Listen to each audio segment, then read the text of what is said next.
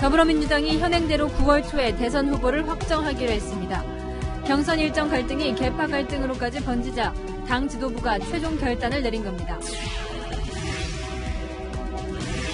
오는 29일 대선 출마 선언으로 각종 의혹과 엑스파일 논란 정면 돌파 의지를 보인 윤석열 전 검찰총장이 실제로 측근들에게 문제될 게 없다고 말한 것으로 전해졌습니다. 법적 대응도 논의 중입니다. 검찰 중간 간부 인사에서 월성원전, 청와대 기획사정 의혹 등 주요 권력 사건을 이끌던 수사팀장 대다수가 교체됐습니다. 친정부 성향으로 분류된 인사들은 요직에 발탁됐습니다. 지자체 인증을 받지 않은 레터카를 이용해 불법으로 자가격리 대상인 해외 입국자들을 태우는 운전기사들이 있습니다. 한 운전자는 법 위반을 지적하는 공항 직원을 폭행하기도 했습니다. 오늘 코스피가 종가 기준으로 사상 처음 3,300선을 넘어섰습니다. 지난 1월 6일 처음 3,000선을 돌파한 후 반년 만입니다. 당분간 상승할 것이라는 전망도 나옵니다.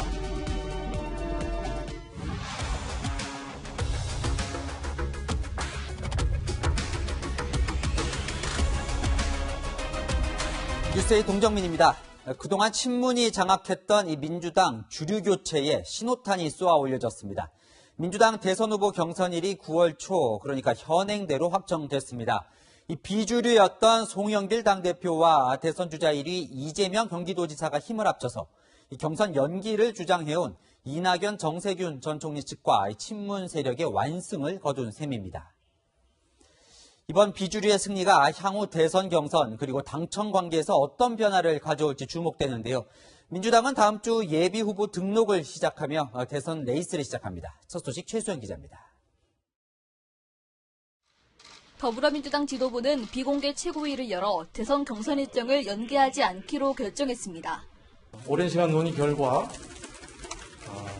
더불어민주당 대선 경선 일정은 현행 당헌대로 180일 전에 후보를 선출하는 것으로 최고위원회가 만장일치로 결정했다는 사실을 말씀드리겠습니다. 일부 최고위원들의 반대가 있었지만 당헌 당규대로 대선 180일 전인 오는 9월 10일까지 당 대선 후보를 뽑기로 뜻을 모은 겁니다. 경선 연기 논란을 끝낸 만큼 민주당은 당장 다음 주부터 대선 경선 일정에 돌입합니다. 예비 후보 등록을 받고 다음 달 초 예비 경선을 통해 6명의 후보를 추릴 예정입니다. 이후 지역 순회 경선과 본경선을 통해 9월 5일까지 최종 후보를 확정하겠다는 건데 과반 득표자가 없을 경우 9월 10일에 결선 투표를 실시할 계획입니다. 고용진 수석대변인은 예비 경선부터 후보 선출까지 약 75일간 치러지는 경선으로 역대 대선 가운데 가장 길다면서 경선 기간이 충분함을 강조했습니다. 민주당은 대선 120일 전인 오는 11월 초에 후보를 확정하는 국민의힘보다 2달 먼저 대선 후보를 뽑게 됩니다. 현재 출사표를 던졌거나 출마 선언을 앞두고 있는 민주당의 대선 주자는 모두 9명입니다. 6명을 추리는 예비 경선을 통과하기 위해 후보들은 무한 경쟁에 돌입했습니다. 채널A 뉴스 최수연입니다. 수용하겠다. 경선 연기를 주장했던 이낙연, 정세균, 이광재 후보 모두 당 지도부 결정을 받아들였습니다. 이들의 압박은 통하지 않았고 지도부 결정을 이제 와서 뒤집기도 부담인 상황에 일단은 물러선 건데요. 하지만 이재명 지사를 따라잡기 위한 이들의 연대는 지금부터 더 강해질 것으로 보입니다. 김철웅 기자가 이어갑니다. 송영길 더불어민주당 대표는 대선 경선 일정을 현행대로 유지하기로 결정한 뒤 다시 한번 원칙론을 꺼냈습니다. 연기하는 것과 현행대로 하는 것이 어느 것이 100% 맞다 틀리다고 할 수 없는 각자가 다 일리가 있는 주장이기 때문에 그런 경우에는 원칙대로 할 수밖에 없지 않겠는가 이렇게 생각한 것입니다. 송 대표는 이해찬 전 대표 등 당 상임고문단 의견도 들었는데 원칙론이 압도적으로 많았다고 강조했습니다. 원칙과 신뢰를 강조하며 경선 연기를 반대했던 이재명 경기지사 측은 소모적인 논란을 자제하고 대선 승리라는 목표 아래 각자 최선을 다하자며 환영 성명을 냈습니다. 이 지사 본인은 따로 입장을 내지 않았지만 조만간 대선 출마 선언을 하고 대세론 형성에 집중할 걸로 알려졌습니다. 경선 연기를 주장했던 대선 주자들도 결국 당 지도부 뜻을 따르겠다고 승복했습니다. 이낙연 전 대표는 경선 시기를 둘러싼 논의에서 나온 의원, 당원의 충정을 귀중한 에너지로 삼겠다고 했고, 정세균 전 총리는 집단 면역 이후로 경선을 미루는 게 최선이라 생각하지만 지도부 결정을 수용하겠다고 밝혔습니다. 당초 당무위 표결 등 후속 대응도 검토했지만 당내 분란을 일으킨다는 부담에 결정을 받아들이기로 한 겁니다. 경선 일정을 둘러싼 논란은 봉합됐지만 이재명계와 반-이재명계 갈등은 이제 시작이란 분석도 나옵니다. 지지율 1위 이재명 지사를 따라잡기 위해 주자들 간 합종 연행과 후보 단일화 가능성도 제기되고 있습니다. 채널A 뉴스 김철욱입니다. 이재명 지사의 완승으로 끝난 상황, 정치부 전혜정 기자와 조금 더 이야기 나눠보겠습니다. 자, 오늘 하루 민주당 상황을 이 전 기자가 키워드로 요약해봤다면서요? 네, 그렇습니다. 이렇게 세 가지로 꼽아봤습니다. 이해찬, 만장일치, 그리고 급선회 이렇게 정리해봤습니다. 네, 하나씩 살펴보죠. 이해찬, 현재 이제 민주당 고문인데 뭐 키워드로 꼽힐 만큼 중요한 역할을 했습니까? 네, 그렇습니다. 이 송영길 대표는 오늘 결정에 앞서서 당 고문들에게 전화를 했다고 밝혔는데요. 근데 고문 중에서도 이분의 발언을 가장 강조해서 길게 전달했습니다. 가장 중심적인 분이 이 당헌 당규를 통과시킨 이해찬 전 대표님이셨는데, 이해찬 대표님 말씀은 이런 일이 발생할 줄 알고 미리 특별 당규를 만든 것이다. 1년 전에. 네, 1년 전에 이 가장 중심적인 분이라고 한 이해찬 키워드를 좀 살펴볼까요? 네, 송영길 대표가 평소에는 백브리핑을 길게 하는 편이 아닙니다. 그런데 작심한 듯이 상임고문 6명의 입장을 모두 설명했고, 그중에서도 이해찬 전 대표의 입장을 아주 상세하게 설명한 겁니다. 9월 초까지 후보를 뽑는다는 경선 일정을 당헌 당규에 못 박은 게 이해찬 대표 시절인데요.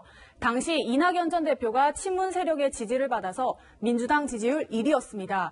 반면 이재명 지사는 별로 존재감이 없었던 시기인데요. 이때 이낙연 전 대표나 이 지사 모두 일정을 못 박는 데에 반대하지 않았던 만큼 이제 와서 다른 이야기는 하지 말라는 취지인 겁니다. 송 대표가 이해찬 전 대표의 발언을 소개하면서 경선 연기를 주장한 쪽을 애둘러 비판한 것으로도 볼 수 있습니다. 이것도 한번 짚어볼 만한데요. 최고위원회의에서 이제 만장일치로 결정이 났다고 발표를 하더라고요. 그런데 이제 이낙연계를 포함해서 최고위원 3명은 원래 이제 경선 연기를 주장해 왔잖아요. 이건 어떻게 된 겁니까? 맞습니다. 강병원, 김영배, 전해숙 최고위원이 경선 연기를 주장했었죠. 그런데 최고위원 회의가 끝난 뒤에 고용진 수석 대변인은 만장일치로 경선을 예정대로 치르기로 했다고 발표했는데요. 그런데 최고위 분위기 만장일치 같진 않았습니다. 최고위원회 만장일치라고 얘기가 나왔는데 상임위 가야 돼서 죄송합니다. 저희 만장일치라는 부분 받아주세요. 조심하세요. 그러게요. 이 영상 속 최고위원들은 화가 난 것 같은데요. 그렇죠. 실제로 비공개 회의에서는 고성도 오갔습니다. 그러다 보니까 밖에서 대기하는 취재진들이 깜짝 놀랄 정도였는데요. 전해숙 최고위원은 최고위 회의 공개 발언이 끝나기도 전에 굳은 표정으로 회의장을 떠나면서 제 입장은 변함이 없다. 이렇게 끝까지 반대했다는 뜻을 밝히기도 했습니다. 만장일치가 맞는 거냐 다시 물었더니 고용진 수석 대변인의 설명은 이랬습니다. 그런 일부 제안이 있었지만 제가 용어는 좀 정리를 하는 게 좋을 것 같습니다.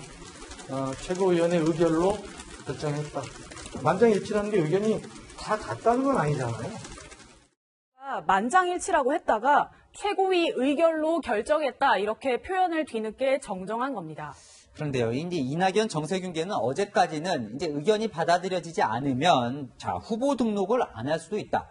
지도부 탄핵도 할 수 있다. 이렇게 으름장을 놨었거든요. 근데 오늘 다 수용을 했어요. 왜 이렇게 급선회한 겁니까? 그러니까 당 지도부의 경선 연기 불가 이 결정 이후 경선 연기파들이 반발하면서 대책회의도 했는데요. 하지만 결국 지도부 결정을 따른다는 입장을 내놨습니다. 이낙연 전 대표 측은 처음엔 독단적 결정이라고 강하게 반발했다가 결정을 수용하겠다 이렇게 입장을 바꾸기도 했는데요. 비이재명계 후보 관계자는 당무위 표결까지 가면 당이 쪼개질 수도 있다. 출구가 없다. 이렇게 승복 이유를 설명했습니다. 이 당이 쪼개지는 분열, 이 원인 제공자가 되진 않겠다는 겁니다. 그러니까 오늘 이제 이 결정이 난 이후의 상황이 좀 궁금해지는데요. 이 지사가 주도권을 잡았다 이 정도입니까? 아니면 이 지사가 이 경선에서 확실히 유리한 고지에 오른 거다 이렇게까지 봐도 되는 겁니까? 후보 확정까지 2달도 안 남았거든요. 그러니까 현재 1위 주자가 유리하다는 해석이 나오겠죠. 다만 경선 과정에서 변수가 많습니다. 이 나머지 8명 후보들의 합종 연횡, 그러니까 단일화 변수가 있을 수 있고요. 경선 과정에서 1위 주자에 대한 강도 높은 검증전, 그리고 과반 득표가 없을 경우 이어질 결선 투표, 이것도 변수가 될 수 있겠습니다. 네, 뭐 그냥 물러서진 않겠죠. 지금까지 정치부 전혜정 기자와 살펴봤습니다. 네, 야권 소식으로 이어갑니다. 이준석 국민의힘 대표, 이 당 대표가 된 뒤에 호남을 벌써 2번 갔죠. 영남 지역은 오늘 처음 갔는데 그게 봉화마을이었습니다. 노무현 정부 때 국비 장학생으로 선정됐던 사실도 공개했습니다. 정한희 기자가 보도합니다. 이준석 국민의힘 대표가 경남 김해 봉화마을을 방문해 권양숙 여사에게 노무현 전 대통령을 비판하지 않겠다고 말했습니다. 어떤 정당 간의 대립이나 이런 것 속에서 예를 다하지 못했던 부분이 있다면은 또 겸허하게 또 반성하게 되고 앞으로 우리 당에서 노무현 대통령의 폄훼나 아니면 이런 것을 정치적 수단으로 사용하지 않겠다. 그런 문화를 만들겠다라는 말씀을 드렸고요. 당 대표로서 당에서 관련 발언이 나오면 제지하겠다고도 했습니다. 40분간 면담 자리에서 이 대표는 노 전 대통령으로부터 장학증서를 직접 받았던 이야기도 했고 권 여사는 덕담과 함께 우리가 노무현에게 떠올리는 말이라는 책을 이 대표에게 선물했습니다. 취임 후 첫 영남행으로 봉화마을을 택하고 노 전 대통령에 대한 비판 중단 선언을 한 것은 이른바 이탈 진보층을 겨냥한 거라는 해석이 나옵니다. 앞서 노 전 대통령 묘소 참배 후 방명록에는 국민과 가장 가까운 곳에 계시고자 했던 대통령의 소탈함과 소박함을 추억하고 기린다고 적기도 했습니다. 이 대표는 오늘 저녁 서울에서 황교안 전 대표를 만나고 다음 주 김종인 전 비대위원장을 만나 당 운영에 관한 조언을 구합니다. 채널A 뉴스 정한입니다. 최재형 감사원장이 결국 대선 출마로 가닥을 잡는 분위기입니다. 이르면 다음 주 월요일 사표를 낼 것으로 알려졌는데요. 청와대도 곧바로 수리하겠다고 합니다. 이 불편한 심기를 더는 감추지 않았습니다. 이민찬 기자입니다. 최재형 감사원장이 이르면 28일 사임을 공식 발표할 것으로 알려졌습니다. 최 원장 측 관계자는 최 원장이 정치 참여에 반대하는 부친을 주말 동안 설득한 후 다음 주 초 사의를 밝힐 것이라고 전했습니다. 최 원장은 오늘 휴대전화를 꺼둔 채 사의 표명 방식과 문구 등을 고민한 것으로 전해졌습니다. 다만 감사원장 사퇴 후 대선 출마까지는 시간을 둘 것으로 예상됩니다. 감사원장 자리를 정치에 이용한 것 아니냐는 비판이 제기될 수 있고 메시지와 일정 등 준비가 필요하기 때문입니다. 출마하면서 개헌을 전면에 내세울 것이란 일각의 전망에 대해 최 원장 측은 최 원장으로부터 개헌 얘기를 들은 바 없다며 선을 그었습니다.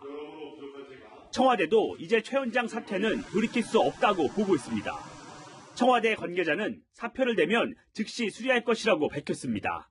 대응 기조도 입장 표명 자제해서 비판으로 전환했습니다.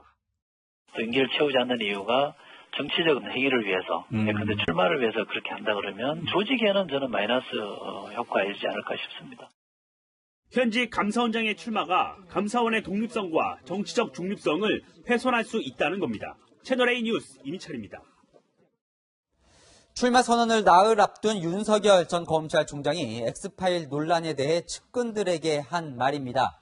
힘들게 검사 생활했으니 문제될 것 없다며 이 자신감을 보였다는데요.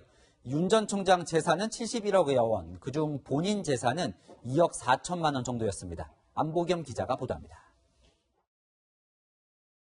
윤석열 전 검찰총장이 자신과 가족을 둘러싼 의혹들에 대해 문제될 것 없다는 입장을 측근들에게 전한 걸로 알려졌습니다. 정치권의 의혹 제기에 대해 우려하는 측근에게 힘들게 검사 생활을 해와서 부정을 저지른 것이 없다고 답변했다는 겁니다. 송영길 더불어민주당 대표가 윤석열의 수많은 사건의 파일을 준비하고 있다고 말한 뒤 이뤄진 대화인데 검사 재직 시절 고초를 겪었지만 떳떳하다는 의미로 풀이됩니다. 실제로 윤 전 총장은 2013년 국정원 댓글 사건 수사에서 외압을 폭로해 좌천당했고 검찰총장으로서도 추미애 전 장관과 대립각을 세워왔습니다. 수사하는 사람들이 느끼기에 이게 좀 정당하고 합당하지 않고 좀 이게 좀 도가 지나쳤다라고 한다면 수사하는 사람들은 그런 것을 외압이라고 느낍니다. 다만 엑스파일과 가족들에 대한 정치권 안팎의 공세가 거센 만큼 송경식 변호사와 법적 대응을 논의 중입니다. 오늘 공개된 재산 현황에 따르면 윤 전 총장은 71억 7천만 원의 재산을 신고했습니다. 서울 서초동 아파트와 경기도 양평의 토지, 예금 51억 원 등 총 69억 3천만 원이 부인 소유고 윤 전 총장 본인 재산은 예금 2억 4천만 원이 전부였습니다. 채널A 뉴스 안보겸입니다. 법무부가 오늘 대규모 검찰 중간 간부 인사를 냈습니다. 월성 원전 등 정권 관련 수사를 이끌었던 팀의 간부들이 모두 교체됐고 주요 수사를 지휘할 간부에는 박범계 법무부 장관의 참모들이 앉았습니다. 정권 비리 수사가 사실상 끝났다는 반응이 나옵니다.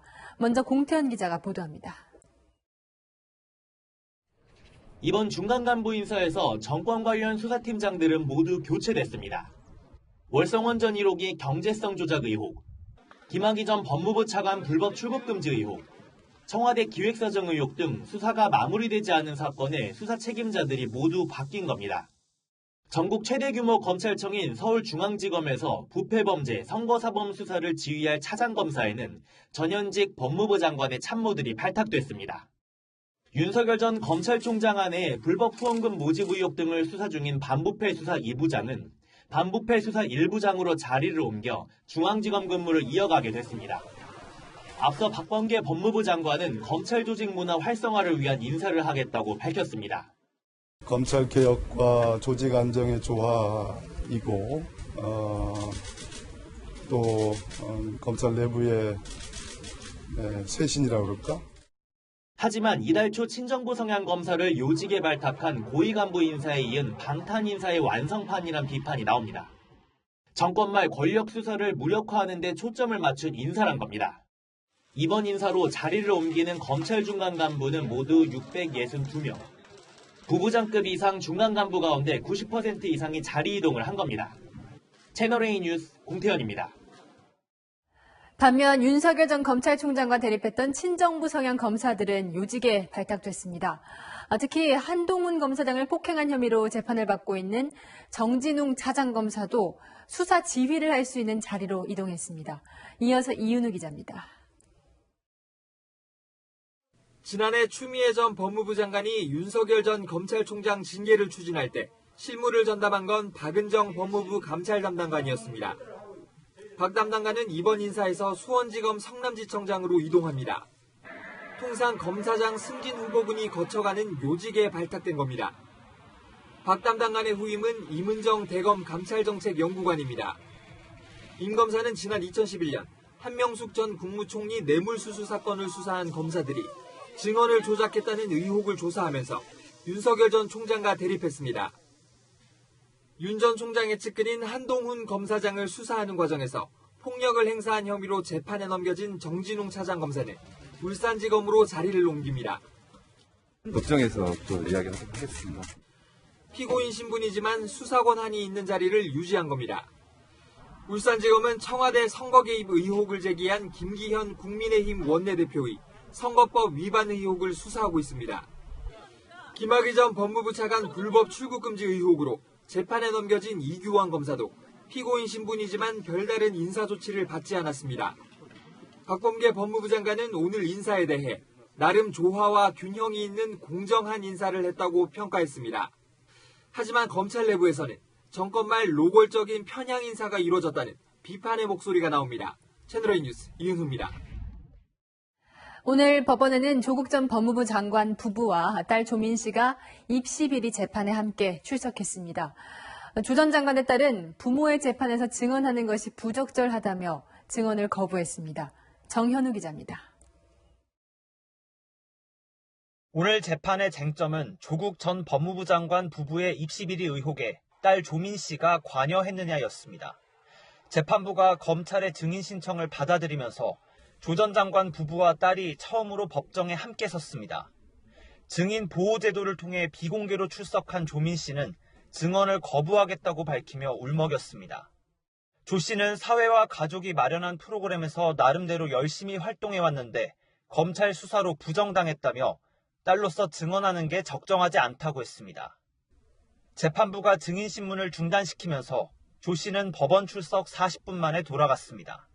조 씨에게 서울대 공익인권법센터 인턴십 확인서를 발급한 것으로 알려진 한인섭 한국형사정책연구원장도 증인으로 나왔지만 증언을 거부했습니다.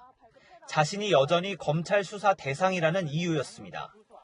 법정에 나온 증인들이 잇따라 증언을 거부하자 다음 달 9일 예정됐던 조 전 장관 아들에 대한 증인신문도 취소됐습니다. 조 전 장관은 재판 시작 전 취재진 앞에서 성매매 관련 보도에 딸 조민 씨 이미지를 사용한 언론을 강하게 비판했습니다. 인국법을 쓰고 어찌 그런 일을 할 수 있습니까? 반드시 법적 책임을 묻겠습니다. 조 전 장관은 지독히 정파적 시각과 극도의 저열한 방식으로 저와 제 가족을 모욕했다는 말도 덧붙였습니다. 채널A 뉴스 정현우입니다.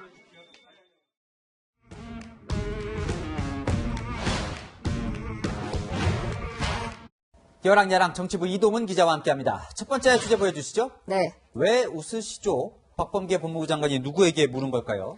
박범계 장관이 왜 웃냐고 따진 의원은 전주의 국민의힘 의원입니다. 전 의원이 웃을 만한 상황이 아닌데 웃었나 보죠? 오늘 국회 법제사법위원회 회의가 열렸는데요. 전주의 의원이 검찰 중간 간부 인사와 관련해서 박범계 장관에게 질의하다 웃음이 터졌습니다. 이번 인사에 그러면 대원칙이 무엇입니까? 적재적소에 지금 말씀하시는 적재적소. 왜 웃으시죠? 적재적소라는 게 국민들이 봤을 때는 편의적인 인사로 들릴 수 있어서. 이제 법사위는 원래 이 법안 심사하려고 오늘 잡힌 건데 이 아침에 마침 이 검찰 인사가 발표되면서 그 공방으로 흘러갔다면서요. 그렇습니다. 국민의힘은 권력에 충성하면 영전, 국민에 충성하면 좌천 인사가 그대로 반복됐다고 비판했는데요. 민주당은 대체 공유일법 관련 질의를 하는 시간에 왜 검찰 인사 얘기를 꺼내냐며 못마땅해 했습니다. 전 정권의 권력형 비리 의혹과 관련한 수사를 뭉개겠다. 이런 아주 지적이 많이 나왔습니다. 이건 대체 토론이 하는 시간인지 아니면 현안 질의하는 시간인지 명확하지 않은데. 대체 토론하는 시간입니다. 잠깐만 이게 조수진 의원님 그 말할 때 얘기하지 마세요. 우리 서로 그렇게 합시다. 네? 다른 의원 얘기할 때 그렇게 얘기하지 맙시다. 하지 말자고요. 좀. 하지 마세요. 자, 그래서요. 그 토요일인 이제 광복절 휴일을 이제 월요일에 쉬게 하는 이 대체 공휴일법, 그건 어떻게 됐습니까? 신경전이 끝난 뒤 법사위를 통과했는데요. 29일 본회의에서 처리될 것으로 보입니다. 네, 다음 주제 보겠습니다. 네. 맏아들과 신상품, 그럼 이제 홍준표 의원이 맏아들이고 윤석열 전 검찰총장이 신상품인 건가요? 홍준표 의원 본인의 주장인데요. 왜 이런 말이 나왔는지 영상으로 준비했습니다. 어쩔 수 없이 잠시 집을 떠나야 했던 집안의 맏아들이 돌아온 셈입니다. 국민들은 신상품을 주로 찾죠. 배송이 돼가지고 실제일에 확인을 해보니까 이건 흠의해서 안 되겠다. 그럼 반품을 하는 거예요. 맏아들이 그러시니까 집안 어른들 걱정이 많죠. 주로 이제 총기 난사식 그냥 공격을 하니까. 지난 대선에 출마했던 홍 의원 복당하자마자 신상품인 윤 전 총장 견제에 나선 겁니다. 이 김재원 최고위원은 이제 홍 의원이 내부 인사를 공격할까봐 이제 걱정을 하는 건데 이미 공격이 시작됐죠. 네, 홍 의원이 오늘 각을 세운 야권 인사는 윤 전 총장 말고도 2명 더 있습니다. 갑자기 집안에 계모가 들어와가지고 맏아들을 쫓아냈다. 쫓아낸 사람을 황 대표고 무소속 출마에 강력히 대응할 수밖에 없습니다. 영구 입당 불허 등의 강력한 조치를 취하고 또 받아들이지 않았던 분은 또 김종인 위원장이죠. 이건 거론할 사안이 아니라고 저는 생각합니다. 돌아온 마다들이 집안을 위해 과연 제대로 된 효도를 할지 지켜보겠습니다. 네, 거침없이 말하는 이 홍 의원이 복당하니까요. 당이 더 시끌벅적해지는 것 같습니다. 야랑야랑이었습니다. 네, 백신 뉴스입니다. 미국에서 화이자와 모더나 같은 mRNA 백신이 심장 질환인 심근염을 발생시킬 확률이 높다는 연구 결과가 나왔습니다. 당장 다음 달부터 고3 학생들이 화이자 백신을 맞을 계획이죠. 우리 방역당국도 위험도 평가 서두르고 있습니다. 이다혜 기자입니다. 당장 다음 달부터 화이자 백신을 맞게 되는 고3 학생들. 수험생들은 안전하게 공부하고 시험을 치를 수 있기만을 바라고 있습니다. 수능 날까지 최대한 컨디션을 유지하는 게 중요한데 어떻게 될지 모르는 거니까. 그런데 미국에서 화이자와 모더나 같은 mRNA 백신 접종자 가운데 심근염과 심낭염 발생률이 높다는 분석이 나왔습니다. 미국 백신 접종자 3억 명 가운데 1,226명이 보고됐습니다. 특히 청소년과 젊은 층 발생률이 높습니다. 2차 접종 후 발생 확률은 12세부터 17세 남성이 100만 명당 66.7명, 여성은 9.1명으로 연령층 가운데 가장 높았습니다. 미국 식품의약국 FDA는 접종은 지속하되 mRNA 백신 접종 안내에 심근염 발생 경고 문구를 추가하기로 했습니다. 백신 접종 후에 중증 이상 반응이라고 여길 만큼의 심각한 상황은 아닌 것으로 미국은 판단을 했고요. 심장 근육에 염증이 발생하는 심근염과 심장을 둘러싼 막에 염증이 생기는 심낭염은 열과 두통, 가슴 통증을 동반하는데 심할 경우 호흡곤란과 부정맥을 동반할 수 있습니다. 근육세포 손상 범위가 크면 장기적인 치료가 필요할 수도 있습니다. 걱정되는데 그래도 상황이 상황인 만큼 맞는 게 좋고 그리고 대책 나오는 거는 유심히 지켜봐야 될 것 같아요. 방역당국은 국내 접종자 중 심근염과 심낭염 보고 사례는 없다며 전문가들과 함께 위험도를 평가하는 등 대책을 마련하고 있다고 밝혔습니다. 채널A 뉴스 이다혜입니다. 수능을 볼 학생들을 제외하고 젊은 층에 대한 접종은 8월 말은 되어야 가능할 전망입니다. 델타 변이 바이러스가 확산되며 전 연령대 백신 접종에 한시가 시급한 상황인데 접종 공백기가 생기는 거죠. 연령대별 접종 예상 시기는 이현수 기자가 정리해드립니다. 지금까지 확인된 국내 델타 변이 관련 감염자 수는 모두 256명입니다. 국내 발견 변이 바이러스 가운데 델타 변이가 차지하는 비율은 일주일 새 9.7%에서 13.3%로 뛰었습니다. 백신 2차 접종이 델타 변이의 예방에 60에서 80%의 효과가 있는 걸로 알려지면서 빠른 백신 접종 필요성이 커졌지만 당장 7월 중순까지는 접종량이 급격히 줄어듭니다. 7월 초부터 6월 아스트라제네카 물량 부족으로 접종을 못한 60대 이상 일반인 20만 명을 비롯해 고3 학생, 교육 종사자 190만 명 등 221만 명에 대한 접종이 시작됩니다. 하루 70에서 80만 명씩 맞췄던 접종 속도를 고려하면 사나흘이면 끝날 인원입니다. 7월 마지막 주가 돼서야 50대 일반인 857만 명 접종이 시작되고 40대 이하 접종은 8월 중에 이루어질 계획이라 일종의 접종 공백기가 생기는 겁니다. 다음 주부터 7월 중순까지를 예방접종센터 재정비 기간으로 설정하고 안전접종을 위한 교육을 실시하는 등 실제 오늘 기준 1차 접종률은 29.6%로 닷새째 제자리 걸음이고 2차 접종률은 8.8%에 그칩니다. 방역당국은 7월 거리두기 완화로 대규모 모임, 회식 등이 우려된다며 아직 접종을 받지 않은 사람은 모임을 자제해달라고 당부했습니다. 채널A 뉴스 이현수입니다. 해외 입국자 중 자가격리 대상자는 지정된 교통수단만 이용해야 하죠. 그런데 렌터카를 이용해 불법으로 손님을 태우는 운전자들이 포착됐습니다. 운전자가 공항 직원을 폭행하는 험악한 장면까지 있었는데 현장 모습 구자준 기자가 취재했습니다. 입국자를 태울 승합차가 주차장으로 들어옵니다. 잠시 후 공항 직원과 운전자 사이에 실랑이가 벌어집니다. 선생님 가족 맞으세요? 맞아.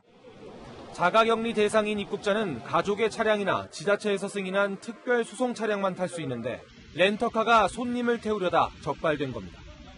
운전자는 공항 직원이 막아서자 밀치고 넘어뜨리기까지 합니다.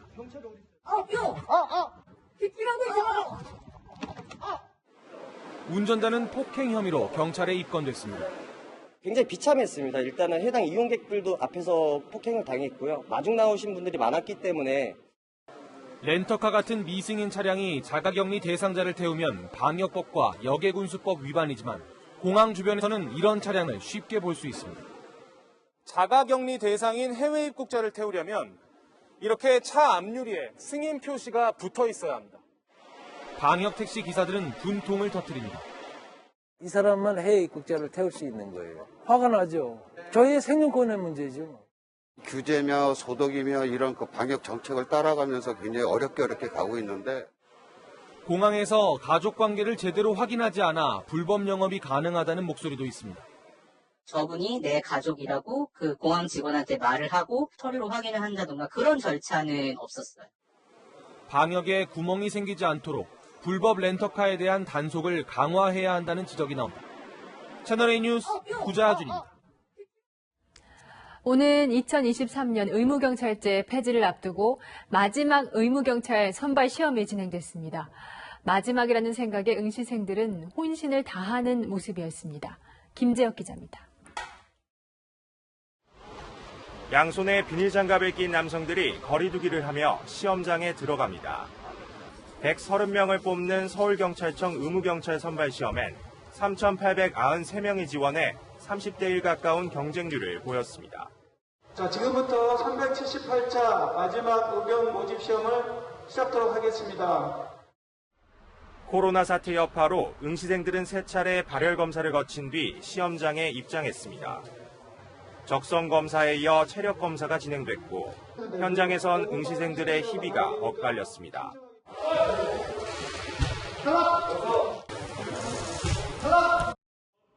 이번 시험이 마지막이라는 사실에 응시생들은 더욱 간절한 모습이었습니다.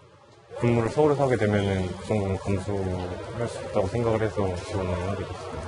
절박한 마음으로 임하긴 했고요. 대학교 시험 기간이었음에도 불구하고 틈틈이 윗몸 일으키랑 그 푸시업 운동을 하면서 준비했던 것 같습니다. 이번 시험에 선발된 응시생을 대상으로 다음 달 20일 공개 추첨을 통해 최종 합격자가 가려집니다. 1983년 창설한 의무경찰은 지금까지 49만여 명이 선발돼 범죄 예방과 교통질서 유지 등 치안 업무는 물론 코로나19 방역에도 힘을 보태고 있습니다. 이번에 선발된 인원들이 전역하는 2023년 5월 의무경찰은 역사의 뒤안길로 사라집니다. 이후 의경이 맡던 임무는 경찰관 기동대와 청사 방호 인력이 맡게 됩니다. 채널A 뉴스 김재혁입니다. 서울 강서구의 아파트에서 60대 남성이 흉기에 찔려 숨지는 사건이 일어났습니다. 음주 문제로 갈등을 빚던 친동생이 흉기를 휘두른 것으로 드러났습니다. 김호영 기자입니다. 119 구급대원들이 남성을 들것에 싣고 엘리베이터를 탑니다. 상황이 다급한 듯 심폐소생술도 진행됩니다. 잠시 후 지팡이를 짚은 남성이 경찰관들과 함께 엘리베이터를 탑니다. 느긋하게 휴대전화를 보는가 하면 어디론가 통화도 합니다. 앰뷸런스 소리가 나고 해서 나가니까 엘리베이터가 치가 있고 그래. 60대 남성이 숨을 쉬지 않는다는 119 신고가 접수된 건 어제 오후 5시쯤. 경찰과 119 구급대는 흉기에 여러 차례 찔린 남성을 발견했고 병원으로 옮겼지만 끝내 숨졌습니다. 경찰은 당시 현장에 있었던 남성의 친동생을 긴급 체포했습니다. 남성은 다리가 불편한 중증 장애인입니다. 해당 아파트를 자주 출입한 요양보호사는 동생이 형 앞으로 나오는 월 90만 원 상당의 기초생계급여와 장애인 연금에 의존해 산 걸로 안다고 말했습니다.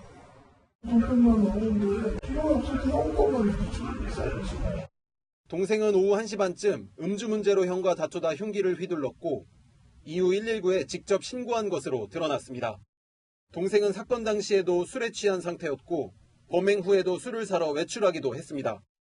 40분경에 나가가지고요. 55분경에서 집을 돌아왔네요. 술을 사러 다녀온 걸로 좀 확인되네요. 경찰은 살인 혐의로 동생에 대한 구속영장을 신청했습니다. 채널A 뉴스 김호영입니다. 경기도 이천 쿠팡 물류센터 화재 당시 영상이 공개됐습니다. 선반 위쪽에서 피어나온 연기가 순식간에 큰 불길로 번지는 모습이 고스란히 담겼습니다. 전민영 기자가 분석해드립니다.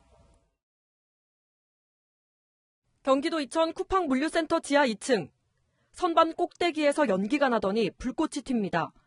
잠시 후 바닥으로 불똥이 떨어지고 불똥이 곧장 선반에 옮겨 붙으면서 불길이 커집니다. 창고 안은 금세 CCTV 화면이 뿌옇게 변할 만큼 시커먼 연기로 뒤덮입니다. 연기가 난 후 불길이 거세지기까지 1분도 채 걸리지 않습니다. 화재 당시 긴박했던 소방 무전 교신 내역도 공개됐습니다. 화재 진압을 위한 소방용수 확보에 만전을 기하란 주문이 내려진 직후인 오전 11시 45분 48초. 물류창고 화재 진압에 투입된 전 직원에게 탈출하라는 긴급 지시가 잇따라 내려옵니다. 김동식 구조대장이 내부에 고립됐다는 무전 내용이 등장한 건 24분이 지난 뒤였습니다. 경찰은 소방 등과 함께 다음 주 초 화재가 난 물류창고에 대한 현장 감식을 진행할 예정입니다. 채널A 뉴스 전민영입니다. 어제 전해드렸던 미국 플로리다주 12층 아파트 붕괴 당시 모습입니다. 100명 가까운 주민의 생사가 아직 확인되지 않고 있습니다. 권갑구 기자가 보도합니다. 건물 중간 부분이 갑자기 무너지며 거대한 먼지 구름을 일으키고 잠시 뒤 휘청이던 나머지 부분도 폭삭 쓰러집니다. 미국 마이애미 북쪽 휴양지인 서프사이드에 있는 12층 아파트 일부가 무너져 내린 시간은 주민 대부분이 잠든 새벽 1시 반쯤. 소방대원들이 10살 어린이 등을 극적으로 구조했지만 거주민 중 99명의 소재는 확인되지 않고 있습니다.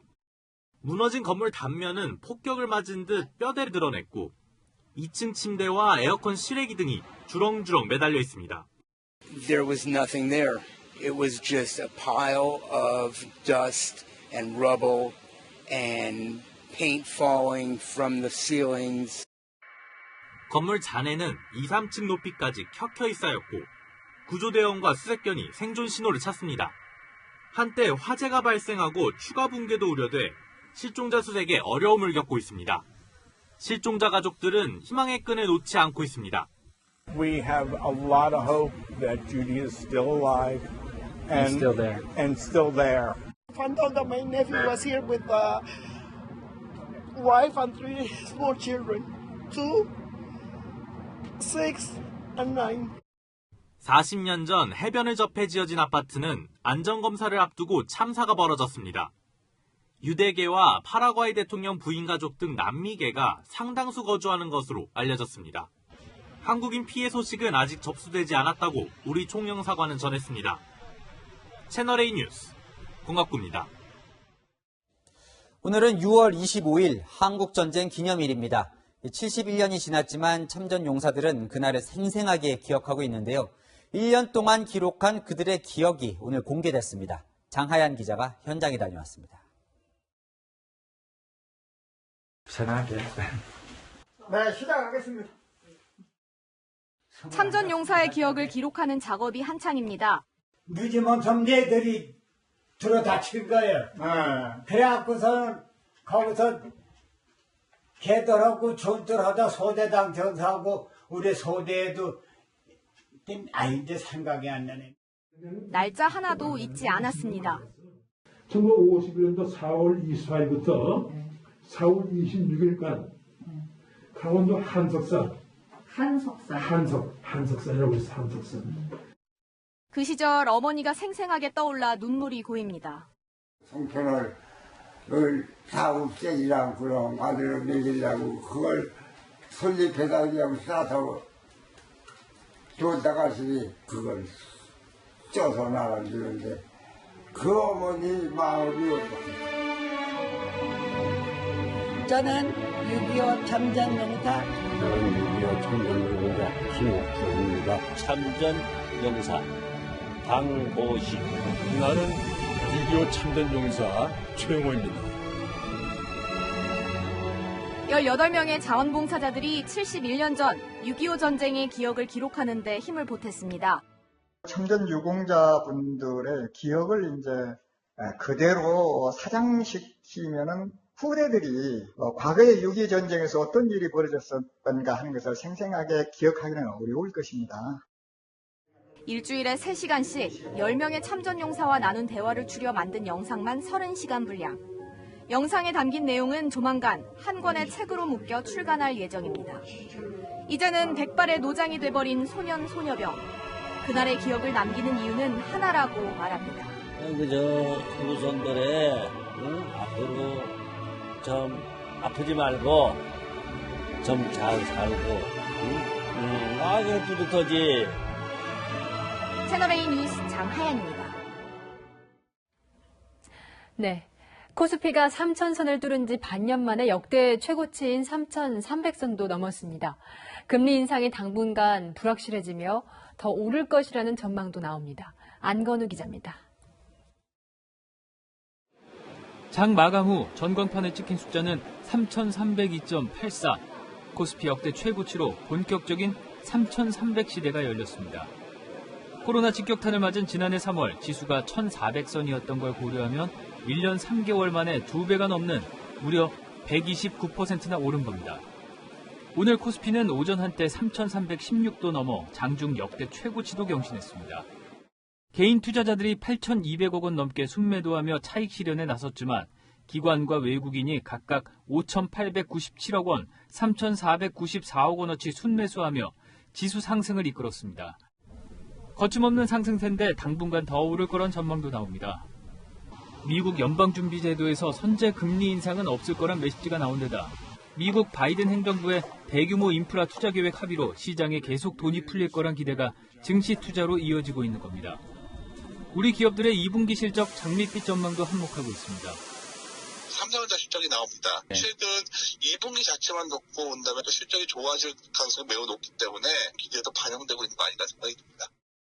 반대로 기업 실적이 기대에 못 미칠 경우 예상보다 빨리 또 급격하게 지수가 조정받을 가능성도 큽니다. 채널A 뉴스 안건우입니다. 날이 더우면 맥주 한 잔 더 시원하고 맛있어지죠. 혼술족이 늘어난 요즘은 개성 있는 수제 맥주가 인기라는데 기존 맥주와 어떤 점이 다른지 조현선 기자가 취재했습니다.